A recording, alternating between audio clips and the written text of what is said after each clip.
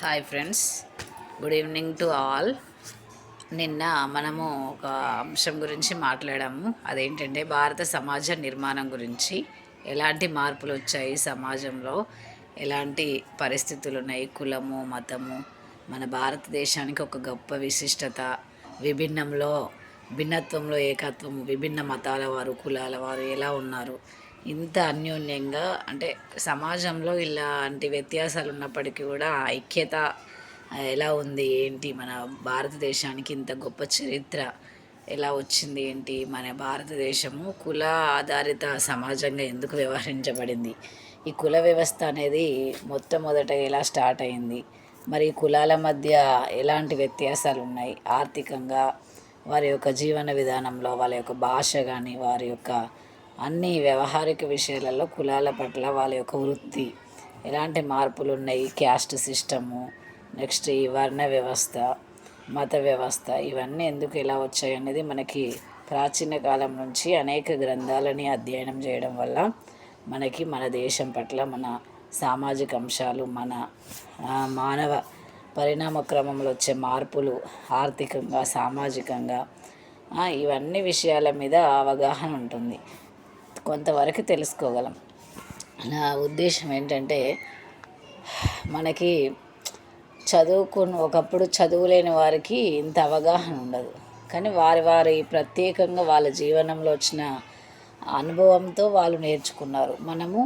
మనం ఎంతో కొంత చదువుకున్నాము, మనం బుక్స్ని, వివిధ గ్రంథాలని, వివిధ చరిత్రలని చదవడం వల్ల, తెలుసుకోవడం వల్ల, వినడం వల్ల మన మానవ సమాజంలో మనకి ఎలాంటి మార్పులు వచ్చాయి, ఈ సమాజ పరిణామ క్రమంలో స్టెప్ బై స్టెప్పు ఏ విధంగా ఎదుగుదల జరిగింది, ఎలాంటి శాస్త్ర సాంకేతిక పరంగా మార్పులు వచ్చాయి, అక్షరాస్యత శాతం పెరగడం ఏంటి, ఎట్లా ఏంటి, ఇవన్నీ కూడా మనము చదువుతున్న కొద్దీ మనకి ఎంతో జ్ఞానాన్ని మనం డెవలప్ అవ్వడానికి ఉపయోగపడుతుంది.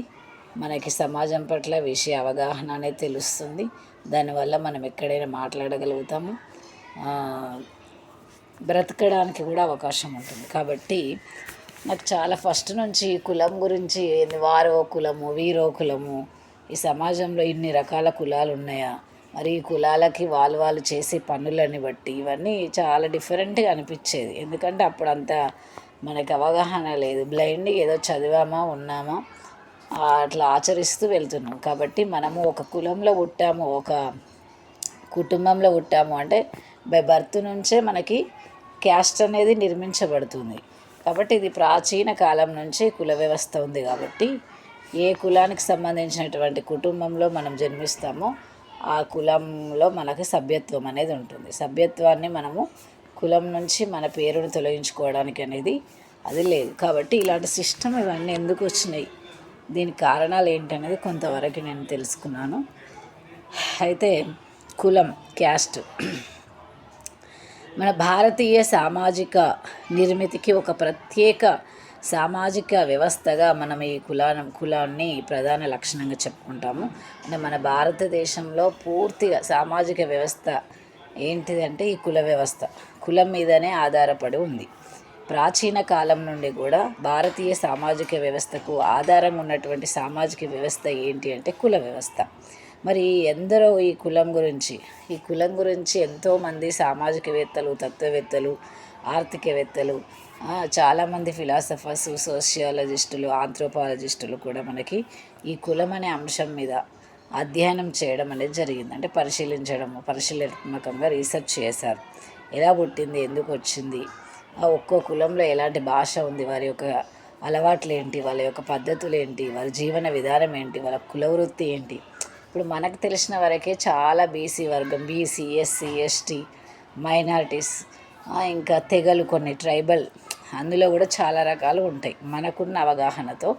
కాబట్టి బీసీలలో కూడా, బీసీ బ్యాక్వర్డ్ క్లాసెస్లో కూడా చాలా అలా డిఫరెంట్గా సబ్ క్యాస్ట్లు ఇలా ఉంటాయి. కాబట్టి ఇలా కులాన్ని గురించి అధ్యయనం చేయడం అనేది ఒక అంశంగా ఉంది. అలాగే చాలామంది అధ్యయనాలు చేశారు. కులం గురించి కూడా అనేక సాహిత్యం వచ్చింది, దళిత సాహిత్యము, బీసీ వాద సాహిత్యము, ఇలా రకరకాల సాహిత్యాలు అనేటివి కోకొల్లలుగా మనకి వచ్చినాయి కులం మీద. అలాగే ఈ కులం గురించి ఈ సామాజికవేత్తలు ఎవరెవరు పరిశీలించారు, ఎక్కువగా అధ్యయనాలు చేసి మనకి కులం గురించిన ఒక నిర్వచనాలు ఎవరు ఏ విధంగా ఇచ్చారు అంటే SC Ruby, MS Srinivas, గఫ్, Lewis, మారియాట్, Andre బెటెల్లే లాంటి సామాజికవేత్తలు గ్రామీణ ప్రాంతాలలో అనేక అధ్యయనాలు చేసి ఒక కులాన్ని ఒక సంస్థగా ఒక సామాజిక సమూహంగా వాళ్ళు విశ్లేషించడం అనేది జరిగింది. అలాగే కులం యొక్క అర్థం, మీనింగ్ ఆఫ్ క్యాస్ట్. మరి క్యాస్ట్కి ఉన్న అర్థం ఏంటి అసలు అంటే, మనం ఆల్రెడీ కులం అంటే కులము ఏ విధంగా వచ్చిందంటే ఒక వ్యక్తి కానీ ఒక వ్యక్తి తాను చేసే వృత్తిని బట్టి కులం అనేది వ్యవహరించడం అనేది జరిగింది. మరి కులం అనే పదాన్ని ఆంగ్లంలో క్యాస్ట్ అని అంటారు. క్యాస్ట్ అనే పదము స్పానిష్ పదమైన కాస్టా అనే పదం నుండి ఉద్భవించింది. ఇంగ్లీష్లో అయితే క్యాస్ట్ అంటాం, తెలుగులో కులం అంటాం. మరి ఈ కులం అనే పదాన్ని కాస్ట్ అంటాం కాబట్టి కాస్ట్ అనే పదము స్పానిష్ పదమైన కాస్టా అనే పదం నుండి ఉద్భవించింది. మరి కాస్టా అనే పదానికి జాతి, వారసత్వ లక్షణాల సంశ్లిష్టత అనే అర్థాలు ఉన్నాయి. ఈ కాస్టా అనే పదము లాటిన్ భాషలోని కాస్టస్ అనే పదం నుండి ఆవిర్భవించింది. మరి కాస్టస్ అనగా ఒక పరిశుద్ధమైన అని అర్థం. అయితే ఇక్కడ ఈ కాస్ట్ అనే పదాన్ని మనం ఇప్పుడు కాస్ట్ అనే పదం వాడుతున్నాం కాబట్టి రెగ్యులర్గా ఈ కాస్ట్ అనే పదము 17వ శతాబ్దం వరకు కూడా ఎవరు ఉపయోగించలేదు. మనకి వ్యాపార నిమిత్తము వలసవాదులుగా పరిపాలన పరంగా మన దేశంలో ఆక్రమించడం కోసము వివిధ వలసవాదులుగా వచ్చినటువంటి పోర్చుగీస్, ఆంగ్లేయులు వారి అవసరాల నిమిత్తము మన భారతీయులని ఒక జాతి వర్గంగా వాళ్ళని పిలవడం కోసం ఒక క్యాస్ట్ అనే పదాన్ని వాళ్ళు వాడడం అనేది జరిగింది. మొదటగా పోర్చుగీస్ వాళ్ళు వాడారు, ఆ తర్వాత అదేవిధంగా ఆంగ్లేయులు కూడా దాన్ని క్యాస్ట్ అనే పదాన్ని కంటిన్యూ చేయడం జరిగింది. అలాగే కులానికి కొందరు నిర్వచనాలు ఇచ్చారు. మరి చాలామంది సామాజికవేత్తలు నిర్వచించారు ఈ కులానికి సంబంధించి. Definition of caste. కులం ఒక సంక్లిష్టమైన దృగ్విషయం. అంటే ఈ కులం గురించి మనం చెప్పాలంటే అది చాలా సంక్లిష్టమైనటువంటి అంశము. దాని గురించి మనము సులువుగా నిర్వచించలేము అని చెప్పారు. చాలామంది రచయితలు, మేధావులు కులము, దాని యొక్క ఆవిర్భావము, నిర్వచనాలు, వాటి యొక్క లక్షణాలు కొన్ని వివిధ రీతులలో వారి విశ్లేషించి అనేక నిర్వచించడం జరిగింది. ఎఫ్జి బెయిలీ యొక్క అభిప్రాయం ప్రకారము, ఎంఎన్ శ్రీనివాసుల యొక్క అభిప్రాయము కులాలు నిర్మితులు అన్నాడు. పిఎన్ మజుందార్, టిఎన్ మదన్ల అభిప్రాయం ప్రకారము కులము ఒక బంధిత సమూహము అన్నాడు. ఈ కులం అనేది మనకి తెలుస్తున్న బంధిత సమూహం అంటే ఒక కులంలో మనం బంధించబడినాం. ఆ కులం నుంచి మనం బయటికి రాలేం, ఎందుకంటే అదంతే ఆ విధంగా ఇది ఒక బంధిత సమూహంగా ఉంది అని చెప్పారు. రిస్లే అనే ఒక సామాజికవేత్త నిర్వచించినటువంటి ప్రకారం కొన్ని సమూహాలు లేదా కుటుంబాలు కలిసి ఒకే పేరుతోనూ ఒకే విధమైన వంశానుక్రమంతోనూ ఉండి వంశపారంపర్యంగా ఒకే విధమైన పేరుతో వ్యవహృతమవుతాయి. ఇక్కడ ఏమన్నాడు, కొన్ని సమూహాలు లేదా కొన్ని కుటుంబాలు కలిసి ఒకే పేరుతో ఒకే విధమైన వంశానుక్రమంతో వాళ్ళు వంశపారంపర్యంగా జీవించినట్లయితే వారిని ఒక కులంగా చెప్పుకుంటాం. అలాగే మరి ఈ కులంలో లుండ్బర్గ్ అనే ఒక అతను ఏ విధంగా నిర్వచించారంటే, కులము ఒక బంధిత సామాజిక వర్గము. దీనిలో సభ్యులు జన్మతః సభ్యులవుతారు. ఇందులో ఏ కులంలో జన్మిస్తే వాళ్ళకి ఆ సభ్యత్వం, ఆ కుటుంబంలో ఆ కులానికి సంబంధించి సభ్యత్వం ఉంటుంది. అలాగే ఆ సభ్యత్వం నుండి వ్యక్తులు తప్పించుకోవడానికి ఉండదు. ఈవిహెచ్ బ్లంట్ కులాన్ని గురించి ఇలా అన్నారు, కులము ఒక సజాతి సమూహము లేదా సజాతీయ సమూహము అన్నాడు. కులానికి ఒక పేరు అనేది ఉంటుంది, సభ్యత్వం అనేది వారసత్వం రీత్యా వస్తుంది. కులము తన సభ్యుల మధ్య ఉన్న సామాజిక సంబంధాలపై కొన్ని నియమ నిబంధనలను ఏర్పరుస్తుంది. సాంప్రదాయిక కుల వృత్తిని పాటించడం అంటే ఒక్కో కులానికి ఒక్కో వృత్తి ఉంటుంది కాబట్టి వాళ్ళ కుల వృత్తిని తప్పకుండా ఆ కుటుంబ సభ్యులు పాటించాల్సి ఉంటుంది. ఒకే పూర్వీకుల నుంచి ఉద్భవించినామని భావించటంతో కులము ఒక సజాతీయ సముదాయంగా పరిగణింపబడుతుంది. అంటే వాళ్ళ యొక్క ఒక కులం నుంచి ఒక పూర్వీకుల నుంచి ఉద్భవించినటువంటి కులంగా మనమంతా ఒకే జాతి, ఒకే విధమైన కులము అన్న ఒక నమ్మకము వాళ్ళలో బలంగా ఉంటుంది. కులము భారతదేశానికి పరిమితమైన విశిష్ట సంస్థ. అయితే కొంతమంది క్రోబర్, రిస్లే లాంటి పరిశోధకులు కుల వ్యవస్థ అనేది ప్రాచీన కాలం నుండి ఈజిప్టు, మధ్యయుగాల్లో, యూరపు, ప్రస్తుత దక్షిణ యునైటెడ్ స్టేట్స్లో కూడా కనిపిస్తుందని కొందరు సామాజికవేత్తలు చెప్పారు. అలాగే కులం యొక్క లక్షణాలు, మరి కులానికి గల లక్షణాలు ఏంటి అంటే కులానికి 6 ప్రధాన లక్షణాలని చెప్పారు. కులము సమాజాన్ని చిన్న చిన్న విభాగాలు విభజిస్తుంది. అంటే చాలా కులాలు ఉంటాయి, ఆ కులాలలో కూడా ఉపకులాలు ఉంటాయి. కాబట్టి హిందూ సమాజం అనేది మొత్తము కులాల మీద ఆధారపడి ఉంటుంది. దీనిలోని విభాగాలని కులాలు అంటారు. కులము తనదైనటువంటి సరిహద్దులను, ప్రతి కులము కూడా ప్రతి కులంలో తనకంటూ ఒక సరిహద్దుని గీసుకుంటుందన్నట్టు. వ్యక్తి అంతస్తు అతని యొక్క పుట్టుక ఆధారంగా నిర్ణయింపబడుతుంది. కులము సభ్యత్వం అనేది మార్చుకోవడానికి వీలు లేనిది. ప్రతి కులానికి కూడా ప్రత్యేకమైనటువంటి జీవన విధానం ఉంటుంది. ప్రత్యేకమైన ఆచార వ్యవహారాలు, సంప్రదాయాలు, కట్టుబాట్లు, కర్మకాండలు, నియమ నిబంధనలు ఉంటాయి. సభ్యుల యొక్క ప్రవర్తనను నియంత్రించేందుకు కుల సమితులు, కుల పెద్దలు, కుల పంచాయతీలు నిర్వహించటం అనేది జరుగుతుంది. కులము తన సభ్యుల యొక్క బాగోగులను, వారి యొక్క కష్ట సమయాలలో వాళ్ళని ఆదుకుంటుంది. ఈ కులాలు, ఉపకులాలు అనే చిన్న సమూహాలు విభజించబడి ఉంటుంది. కులాలు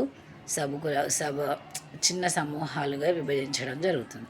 మరి ఈ సమూహాలన్నీ కూడా ఆధిక్యత, న్యూనత ఆధారంగా క్రమశ్రేణిలో అమర్చబడి ఉంటాయి. ఇది మెయిన్ పాయింట్. భారతదేశంలో అనేక కులాలు ఉన్నాయి. కులాల ఆధారిత సమాజంగా మనం చెప్పుకుంటున్నప్పటికీ ఆ కులాలలో క్రమశ్రేణిని పాటించడం జరిగింది. క్రమశ్రేణి అంటే వరుస క్రమంలో. మరి ఆ వరుస క్రమం ఎలా ఉంది? ఆధిక్యత, న్యూనత అంటే ఎక్కువ కులాలు, తక్కువ కులాలు అనే ఒక అంశం ఇక్కడ చెప్పడం జరిగింది. బ్రాహ్మణులు అందరికంటే పై శ్రేణిలో, అస్పృశ్యులు అందరికంటే కింది స్థాయిలో ఉంటారు. ఇది ఒక రకమైన వ్యత్యాసం అన్నట్టు. బ్రాహ్మణులు అగ్రస్థానంలో, అగ్రవర్ణాలుగా పై శ్రేణిలో ఉంటారు. అస్పృశ్యులు అంటే నిమ్న కులాలు, అంటరాని వాళ్ళు, తక్కువ కులాలు, వీళ్ళు కింది స్థాయిలో ఉంటారని విభజించడం జరిగింది. అలాగే ఈ సామాజిక సంబంధాలు, ఆహార విషయంలో వారి యొక్క కట్టుబాట్లు, ఆహారపు అలవాట్లు, కుల వ్యవస్థ కొన్ని కట్టుబాట్లని ఏర్పరచుకోవటం అనేది జరిగింది. కులాన్ని బట్టి మారుతూ ఉంటాయి. ఇవి కూడా ఒక్కో కులంలో ఒక్కో ఆచారాలు, అలవాట్లు, పద్ధతులు, వారి యొక్క తిండి అలవాట్లు, వారి యొక్క కట్టుబొట్టు, భాష, వ్యవహారికం అనేది చాలా మారుతూ ఉంటాయి. కుల వ్యవస్థ కొన్ని నిషేధాలను ఏర్పరచుకుంది. నిమ్న కులానికి చెందిన వ్యక్తి ఉన్నత కులానికి చెందిన వ్యక్తిని తాకినట్లయితే మైలపడతారని భావిస్తారు. ఒకప్పుడు ఇప్పుడు చాలా మార్పులు వచ్చినాయి కాబట్టి చాలా ప్రజలలో ఆ కులం పట్ల జీవన విధానంలో అనేక మార్పులు వచ్చాయి. తక్కువ ఎక్కువ అనేది లేదు. ఎందుకంటే ఒక చైతన్యం, ఒక మంచి చెడు, ఒక ఆలోచన విధానంలో మార్పు వచ్చింది కాబట్టి ఒకప్పుడు ఉన్నటువంటి సామాజిక అంశాలను పరిశీలిస్తే నిమ్న కులానికి చెందిన వ్యక్తిని తాకినట్లయితే వారిని మనం తాకినట్లయితే మైల పడతారని, అంటే ముట్టు అవుతారని, మైల పడతారని భావించేవాళ్ళు. అస్పృశ్యత ఆచరణలోకి వచ్చింది. అప్పుడు అంటరానితనం అనేది ఆచరణలోకి ఎక్కువగా వచ్చింది. ఈ ఆచరణ ఫలితంగా నిమ్న కులాల వారు ఉన్నత కులాల వారితో పూర్తి వేరుపడ్డారు. మనకి అంబేద్కర్ ఎక్కువగా బాగా ప్రచారంలో బాగా తెలిసినటువంటి వ్యక్తి అంబేద్కర్ కానీ, జ్యోతిరావు పూలే, సావిత్రిబాయి పూలే, ఇలా రకరకాల తక్కువ కులాల వారు, ఈ దళిత నిమ్న కులాలకు చెందినటువంటి వ్యక్తులు వాళ్ళు అనుభవించినటువంటి అప్పుడు పరిస్థితులు మనం ఎంతో తెలుసుకోగలుగుతాము. కాబట్టి అది ఆచరణ ఫలితంగా నిమ్న కులాల వారు ఉన్నత కులాల వారితో పూర్తిగా వేరుపడ్డారు. అంటే వివిధ కులాల వారికి గల ప్రత్యేక అభిప్రాయాలు, విద్యార్హతలు ఏంటి అని చూద్దాం.